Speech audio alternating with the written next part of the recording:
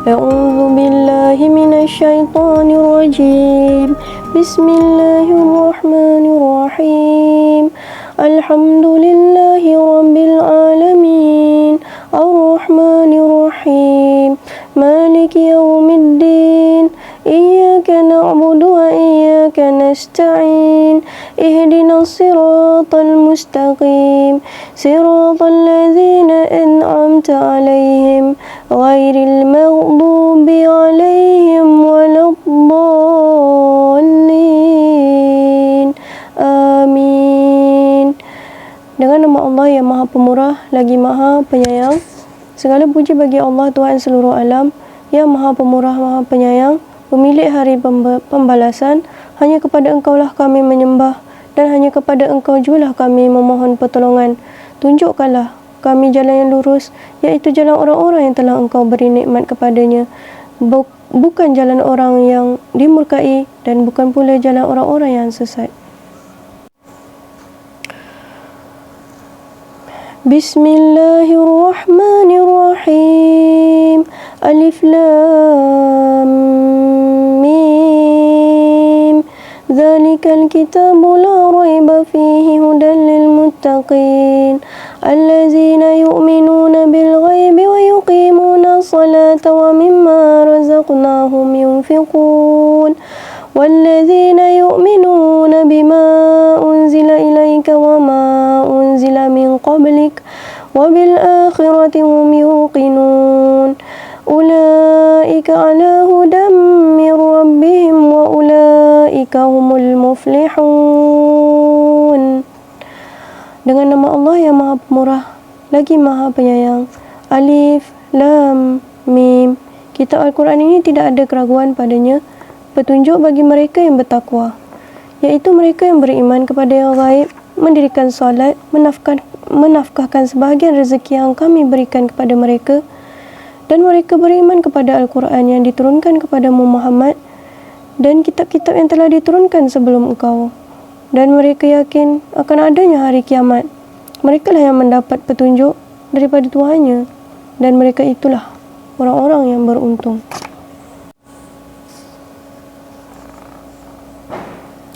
A'udzu billahi minasy syaithanir rajim. Allahu la ilaha illa huwal hayyul qayyum. La ta'khudhuhu sinatun wa la nawm. Lahu ma fis samawati wa ma fil ard.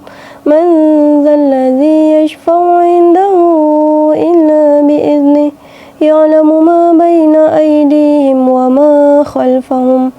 ولا يحيطون بشيء من علمه إلا بما شاء وسع كرسيه السماوات والأرض ولا يؤوده حفظهما وهو العلي العظيم. Allah tiada Tuhan selain Dia yang Maha Hidup, yang mengatur makhluk-makhluknya secara berterusan, tidak mengantuk dan tidak tidur. Miliknya apa yang ada di langit dan apa yang ada di bumi. Tiada yang dapat memberi syafaat di sisinya tanpa izinnya. Dia mengetahui apa yang di hadapan dan apa yang di belakang mereka, dan mereka tidak mengetahui sesuatu apapun tentang ilmunya, melainkan apa yang Dia kehendaki. Luasnya kursi Allah, ilmunya dan kekuasaannya meliputi langit dan bumi, dan tiadalah menjadi keberatan kepada Allah menjaga serta memelihara keduanya, dan Dia Maha Tinggi lagi Maha Besar. La ikraha fid din, qad tabayyana ar-rusydu minal ghayy, faman yakfur bit-taghuti wa yu'min billahi faqad istamsaka bil urwatil wuthqa la infisama laha wallahu sami'un alim. Tiada paksaan dalam menganut agama Islam. Sesungguhnya telah jelas perbezaan antara jalan yang benar dan jalan yang sesat.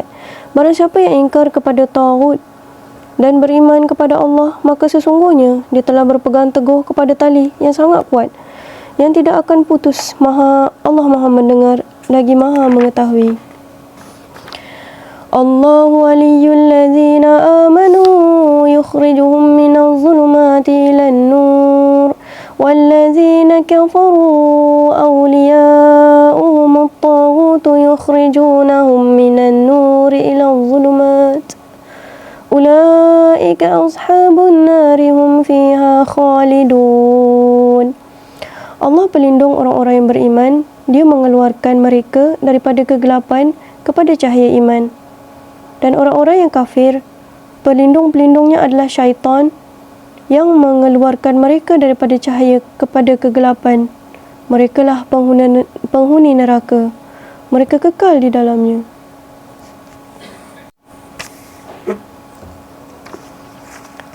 Lillahi ma fis samawati wa ma fil ardh wa in tubdu ma fi anfusikum aw tukhfuhu yuhasibkum bihillah fayaghfiru liman yasha wa yu'adzibu man yasha wallahu ala kulli syai'in qadir.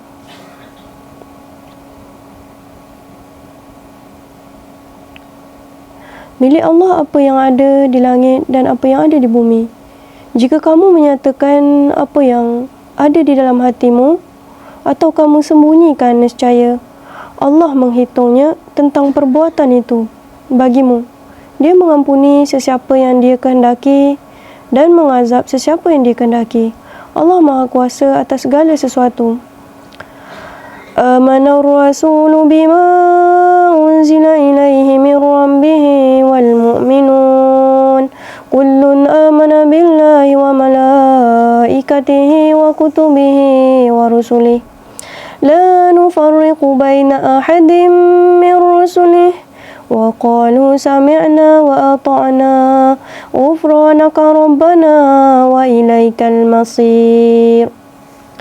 Rasul yakni Muhammad beriman kepada apa yang diturunkan kepadanya yakni Al-Quran daripada Tuhannya. Demikian pula orang-orang yang beriman.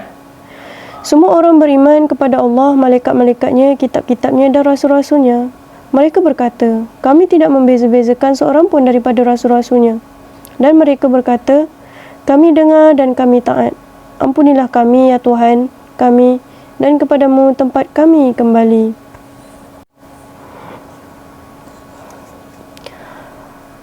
A'udzu billahi minasy syaithanir rajim.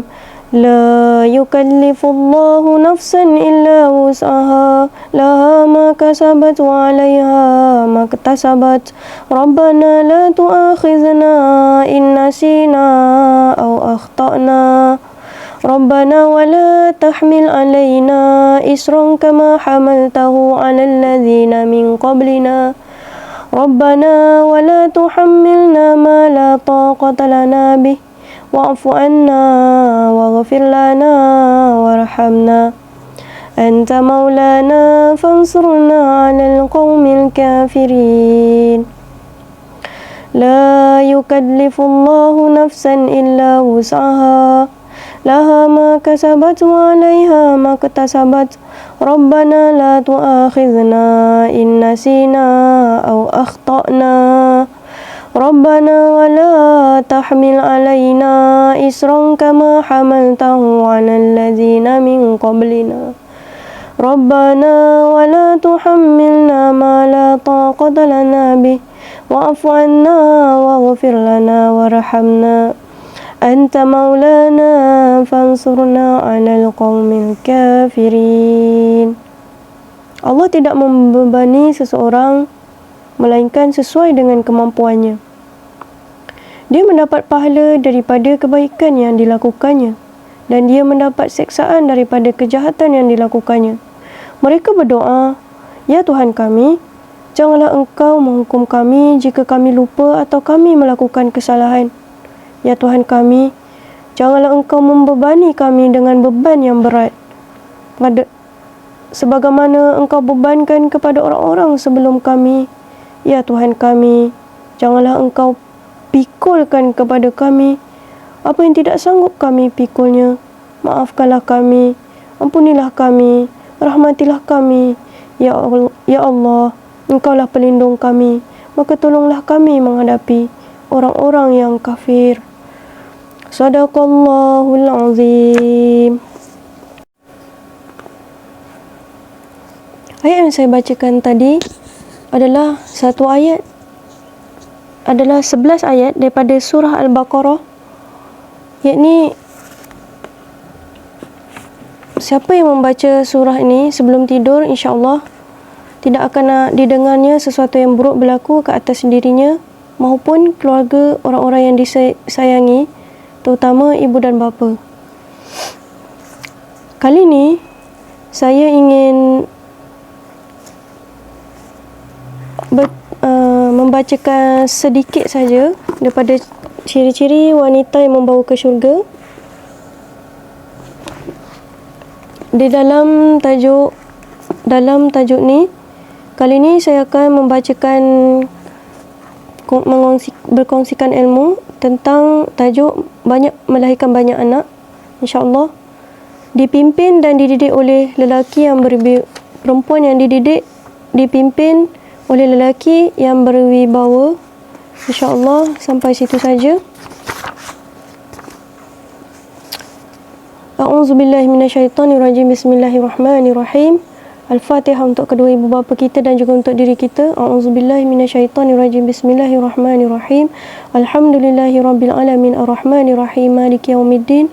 Iyyaka na'budu wa iyyaka nasta'in. Iyyaka na'budu wa iyyaka nasta'in. Iyyaka na'budu wa iyyaka nasta'in. Ihdinas siratal mustaqim, siratal ladzina an'amta 'alaihim ghairil maghdubi 'alaihim waladdallin. Amin. Rabbi shrah li sadri wa yassir li amri wahlul 'uqdatam min lisani yafqahu qawli. Allahumma salli ala Sayyidina Muhammad wa ala ali Sayyidina Muhammad. Dalam tajuk kecil, mari kita terus pergi kepada melahirkan banyak anak, khususnya kepada wanita-wanita yang dah berkahwin. Setiap wanita yang melahirkan seorang anak, emosinya akan menurun satu tingkat. Kalau banyak kali ia beranak, maka makin rendah menurun graf emosinya. Oleh sebab itu, menurut pandangan Islam, di antara sifat wanita yang dianggap terbaik ialah yang banyak anak. Kerana dengan banyak anak, nafsu dan emosinya terdidik dan dapat diredakan. Nabi SAW bersabda, maksudnya kahwinlah wanita yang bersifat pengasih dan keturunan subur, yakni boleh melahirkan banyak anak. Hadis riwayat Ahmad. Sabda Nabi SAW lagi, maksudnya sebaik-baik wanita ialah yang subur atau banyak anak, walaupun berkulit hitam, ia lebih baik daripada yang cantik tapi mandul. Hadis riwayat At-Tabrani. Rupa-rupanya pujian Nabi SAW terhadap wanita yang banyak anak mempunyai hikmah yang tersirat di sebaliknya. Bagi orang-orang yang mengambil perhatian dan memandangnya dengan iman dan takwa serta dengan mata hati, tentu dapat memahami rahsia yang tersirat itu, maka beruntunglah lelaki yang berkahwin dengan wanita yang subur rahimnya, kerana mudah ditundukkan nafsunya. Dalam bab seterusnya, dipimpin dan dididik oleh lelaki berwibawa. Seorang wanita mengagumi seorang lelaki bukan kerana kegagahan dan kekuatan fizikalnya, tetapi kerana kekuatan dan kepintaran akalnya. Tanda lelaki pintar akalnya ialah yang petah bercakap dan mengandungi banyak ilmu serta hikmah dalam setiap percakapannya. Nabi SAW bersabda, maksudnya kecantikan pada seseorang lelaki itu ialah pada lisannya. Hadis riwayat Al-Hakim. Seorang suami yang lemah akal akan mudah ditundukkan oleh isteri dan ia menjadi hamba kepada isterinya. Seorang isteri susah untuk menghormati suaminya yang lemah akal kecuali isteri yang beriman. Oleh sebab itu, salah satu jalan untuk menundukkan hawa nafsu dan emosi wanita, maka hendaklah ia dipimpin dan dididik oleh lelaki yang pintar, sama ada ia selaku guru atau bapa atau saudaranya, yakni abang atau suaminya, oleh masyarakat. Demikian 3 faktor yang merupakan tips untuk menyelesaikan masalah pendidikan dan kepimpinan terhadap kaum wanita. Sekiranya wanita dapat menempuh proses di atas, maka layaklah ia menjadi serikandi dan sayap kiri perjuangan, serta dapat meletakkan dirinya di tempat yang sesuai dan mudah ia menentukan langkah perjuangannya. Oleh kerana umumnya emosi wanita tinggi, maka layaklah mereka berperanan sebagai pengasuh kepada anak-anak atau menjadi pendidik kepada generasi masyarakat. Hakikat selaku wanita, adalah golongan yang banyak mempunyai ciri-ciri pendidik kerana tugas pendidikan memerlukan orang yang mempunyai emosi yang tinggi. Meletakkan wanita sebagai pendidik dan pengurus anak-anak di rumah bukan bererti menghina mereka atau memisahkan mereka daripada masyarakat. Bahkan sebenarnya satu penghormatan dan memberikan mereka peranan yang amat besar dan berfungsi secara langsung membentuk masyarakat.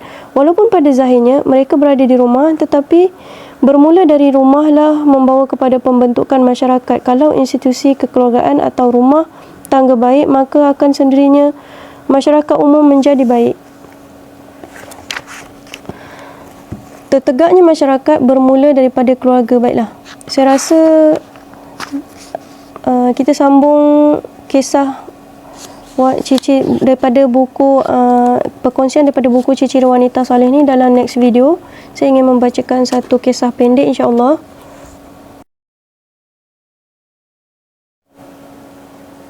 Kisah daripada buku Himpunan Kisah-Kisah Teladan, diterbitkan dalam 6 jilid. Depannya saya dah muka depannya dah terkoyak, tapi tak apa, insya-Allah. Kisah-kisah Himpunan Kisah-Kisah Teladan.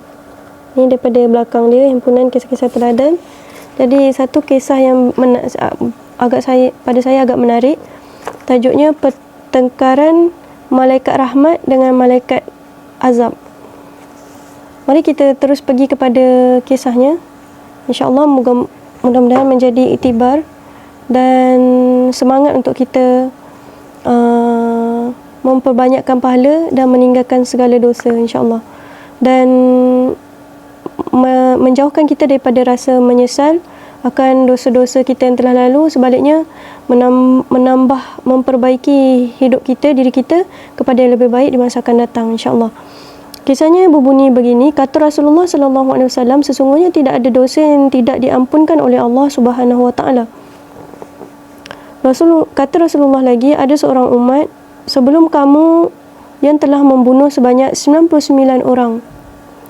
Kemudian orang itu pergi berjumpa dengan seorang pendeta, lalu katanya, wahai pendeta, saya telah membunuh 99 orang. Apakah jalan bagi saya bertaubat? Maka berkata pendeta itu, tidak ada sebab perbuatan kamu itu sudah melampaui batas.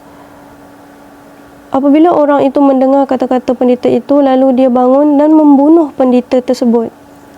Kemudian orang itu pergi berjumpa dengan seorang pendeta yang lain dan bertanya, saya telah membunuh 100 orang. Apakah ada jalan bagi saya bertaubat? Maka kata pendeta itu, sebenarnya perbuatan kamu itu sudah melampaui batas, tetapi aku tidak tahu kedudukan diri kamu yang sebenar di sisi Tuhan.